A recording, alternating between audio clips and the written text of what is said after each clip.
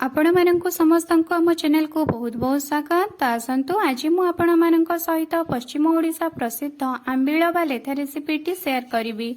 एथिपाई मु बैगण खड़ा काकुड़ी टमाटो कखारु सजना छुई और भेंडी को नहीं जाइछि। एबे पनिपरिबा सब को छोट छोट खंड करिकि मु नहीं जाइछि एवं यहा को पानी रे धोई देइछि। तो आपण भेंडी को जेते बेले काटिबे प्रथमे भेंडी को पानी रे धोइबे तापरे काटिबे। एबे कड़ाई रे किछि पानी नहीं जाइछि और पानी को गरम हेबा पई छाड़ी देइछि। पानी गरम हेबा परे सेतिरे हळदी एवं लूण पकई सारिछि। एबे ए सब पकई सारिबा परे पनिपरिबा सब को पानी रे पकई देउछि। ता सहित किछि मटर चना मु राती रो बुतरे की रखिथिली। सेही बुतरे थिबा मटर चना को एबे मु ए गरम पानी रे पकई देबी। पकई सारिबा परे आपण पनिपरिबा सब को सिझिबा पई छाड़ी देबे।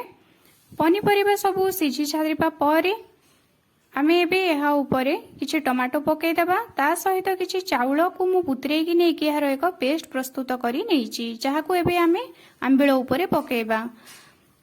मु किछि तेंतुली रो चोपा को पानी रे मंथी की तेंतुली रस प्रस्तुत करी नैथिली। तेंतुली रस को एबे मु ए सिझी थिबा पनिपरिबा उपरे पकई देउछि।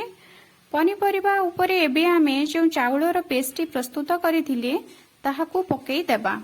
चाउलर पेस्टी को आंबिल उपरे पकई सारिबा परे याकू किछि समय पर्यंत फुटिबा पई छाड़ी देबा एवं मझिरे आपण एभली भाबरे टिके गोळौथिबे। देखिबे संगे संगे आपणकर आंबिलर कंसिस्टेंसीटा टिके बहलिया हेबाकू लागिबो जेहेतु आमे एथिरे चाउल बटा पकईथिले। एबे आमे यहाँ उपरे जीरा सोरिष रसुण लंका एवं भृसंग पत्रर एक फुटणटी प्रस्तुत करिकी पकई देबा। आंबिल उपरे फुटण को पकई सारिबा परे आपण संगे संगे ढांकुणी दे देबे जहाद्वारा कि फुटणर बास्नाटी बाहर को बाहरी पारिबो नाही। प्रस्तुत हो गला आमर आंबिल। एबे याकू एक गिना को काढ़ी आपण भात सहित याकू खाई पारि।